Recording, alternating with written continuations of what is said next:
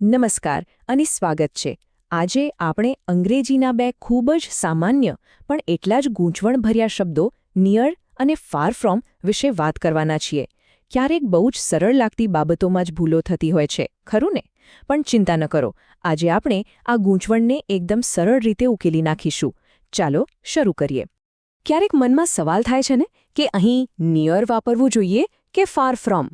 ખાસ કરીને જ્યારે આઈએલ્સ કે પીટી જેવી પરીક્ષાઓની તૈયારી કરતા હોઈએ ત્યારે તો એક શબ્દ સોના જેવો કિંમતી હોય છે. પણ સારી વાત એ છે કે આનો ઉકેલ બહુ જ આસાન છે. ચાલો આજે આ બંને શબ્દો પર એવી માસ્ટરી મેળવીએ કે પછી ક્યારે પાછું વળીને જોવું ન પડે. તો ચાલો સૌથી પહેલા નિયરના નિયમને સમજીએ. એકદમ સીધો અને સરળ નિયમ છે. અને એકવાર સમજાઈ જશે ને પછી રોજિંદી વાતચીતમાં એનો ઉપયોગ કરવો એકદમ સહેલો થઈ જશે. તો નિયરનો મતલબ શું? બહુ સિમ્પલ છે. નજીક અથવા થોડા અંતરે. જ્યારે કોઈ પણ વ્યક્તિ, જગ્યા કે વસ્તુ આપણાથી થોડા જ અંતરે હોય ત્યારે આપણે નિયર શબ્દનો ઉપયોગ કરીએ છીએ. એકદમ સ્ટ્રેટ ફોરવર્ડ. હવે સવાલ એ છે કે વાક્યમાં નિયરને ગોઠવવું કઈ રીતે? જુઓ, એની રચના એકદમ સીધી છે. સૌથી પહેલા વાક્યનો કર્તા એટલે કે સબ્જેક્ટ, પછી એની સાથે ઇઝ કે આર, પછી સીધો શબ્દ નિયર અને છેલ્લે એ જગ્યા કે વ્યક્તિ જેની આપણે વાત કરી રહ્યા છીએ.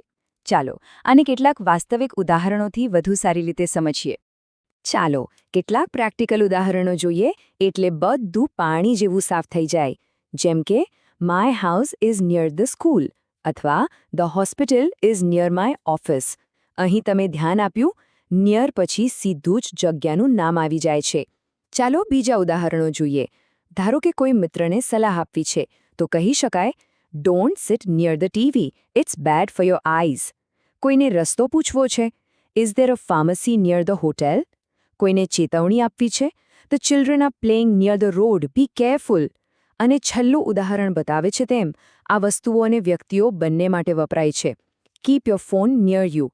કેટલું સરળ છે, નહીં ને? સરસ. તો નિયર હવે એકદમ ક્લિયર થઈ ગયું. હવે એનાથી બિલકુલ ઊંધું એટલે કે ફાર ફ્રોમને સમજીએ. જોઈએ કે એ કેવી રીતે અલગ પડે છે અને એનો સાચો ઉપયોગ શું છે. ફ્રોમ નામ પરથી જ ખબર પડી જાય છે, નહીં? આનો સીધો અર્થ છે દૂર અથવા ઘણા અંતરે. જ્યારે કોઈ વસ્તુ કે સ્થળ વચ્ચે ઘણું લાંબુ અંતર હોય ત્યારે આ શબ્દ સમૂહ વપરાય છે. એમ સમજો કે આ નિયરનો એકદમ વિરોધી શબ્દ છે. આની વાક્યરચના પણ નિયર જેવી જ લાગે છે, બરાબર ને? સબ્જેક્ટ, પછી ઇઝ આર અને પછી ફાર ફ્રોમ. પણ અહીંયા જ એક નાની પણ બહુ જ મોટી અને અગત્યની વાત છુપાયેલી છે જે મોટાભાગના લોકો ભૂલી જાય છે. ચાલો જોઈએ કે એ શું છે. અને આ રહ્યો એ ગોલ્ડન રૂલ. આ સ્ક્રીન પર જે ભૂલ દેખાય છે ને એ સૌથી સામાન્ય ભૂલ છે.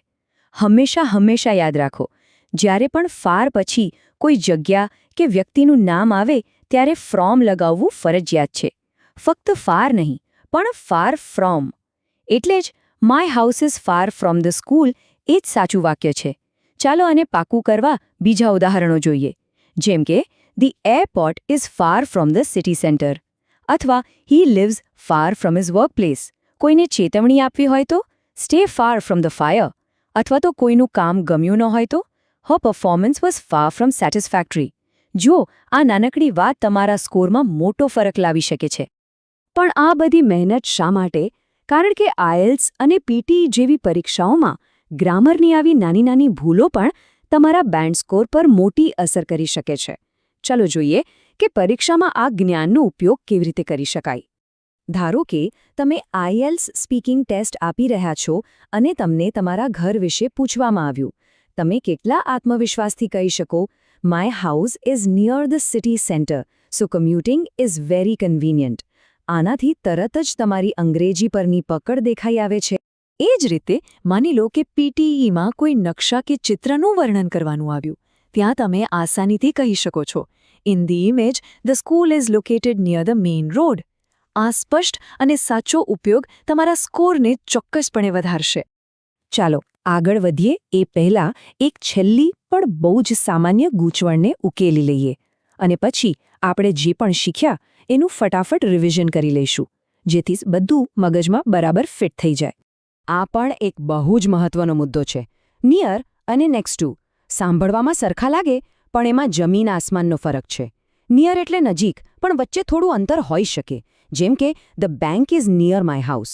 પણ નેક્સ્ટ ટુનો અર્થ છે બિલકુલ અડીને, એકદમ બાજુમાં. The bank is next to my house.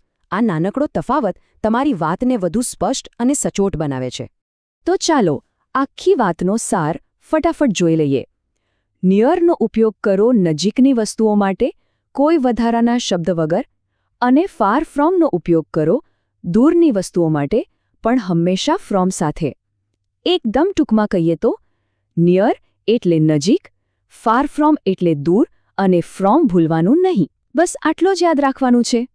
તો હવે જ્યારે નિયમો એકદમ સ્પષ્ટ છે, ત્યારે જરા વિચારો, આ બે શબ્દોનો આત્મવિશ્વાસ સાથે અને સાચી રીતે ઉપયોગ કરવાથી અંગ્રેજી બોલવાની જે શૈલી છે, જે ફ્લુએન્સી છે, એમાં કેટલો મોટો સુધારો આવશે. આ નાની નાની જીત જ તમને મોટી સફળતા તરફ લઈ જશે. આ જ્ઞાનનો ઉપયોગ કરો અને તમારી અંગ્રેજીને વધુ પ્રભાવશાળી બનાવો.